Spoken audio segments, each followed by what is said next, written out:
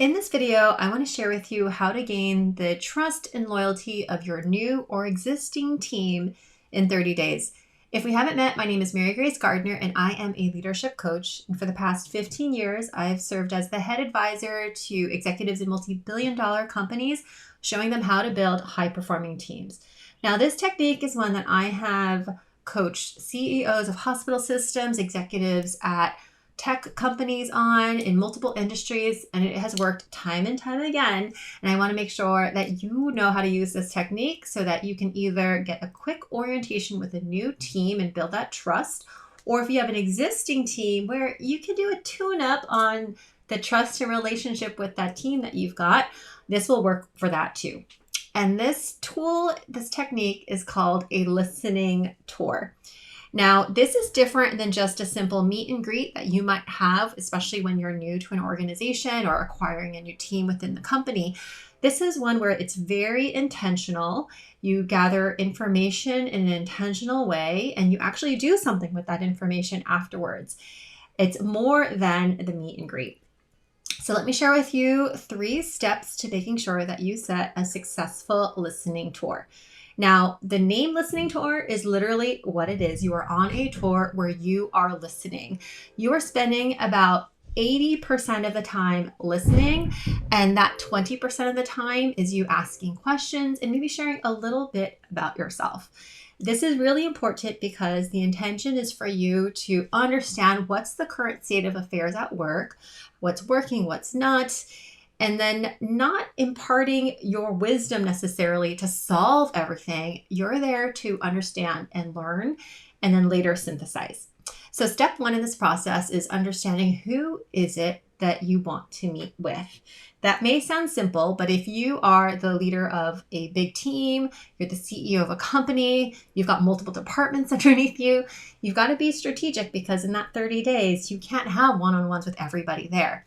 If you have a smaller team, that may work, but with a larger team, you are going to have to make sure that you make it a realistic process for yourself or you'll get overwhelmed. What I recommend is making sure that you at least meet with 3 groups of people. 1, your direct reports, and those meetings can be 30 to 45 minutes.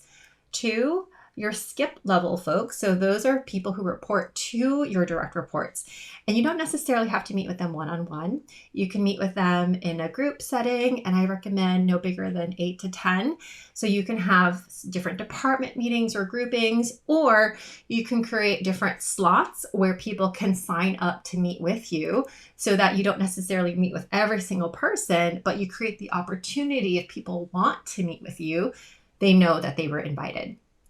And the third set of people that's really important to connect with on a listening tour are your key stakeholders, your key partners. So that may be key decision makers that influence your department that either give inputs or you give outputs to, key colleagues, peers.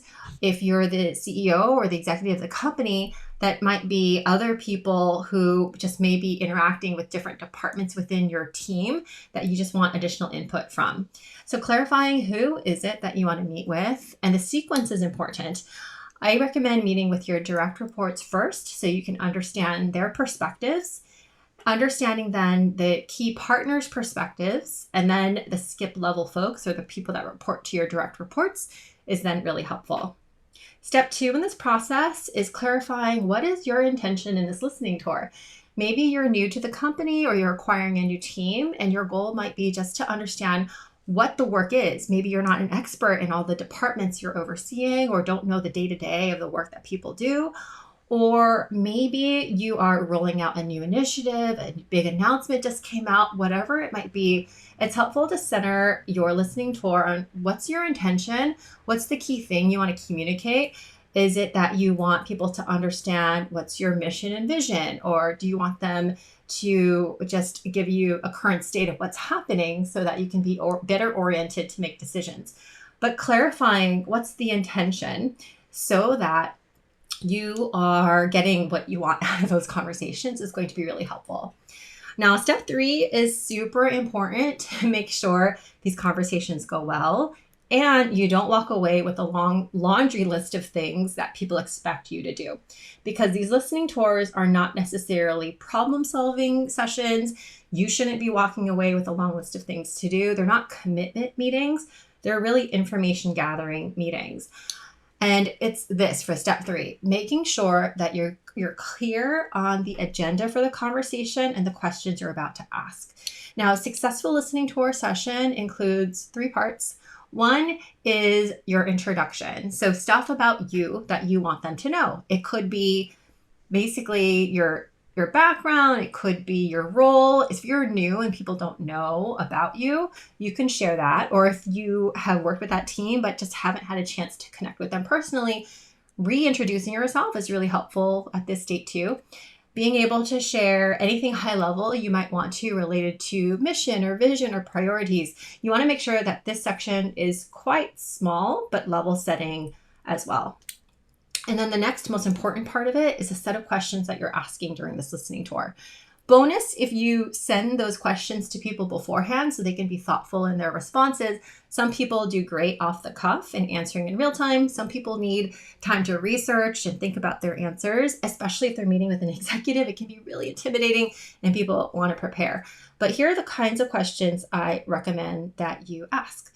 The first is, what is working well? So giving them a chance to celebrate the wins, tell you what systems are working well, what processes are working well, what people they like working with, what projects they're proud of. What's working well gives you an opportunity to thank them for the work that they do, but also to start understanding what might you want to replicate elsewhere. What is working and what might we want to do more of because it's working so well. So that's a really important question to start with and starts the conversation on a positive note.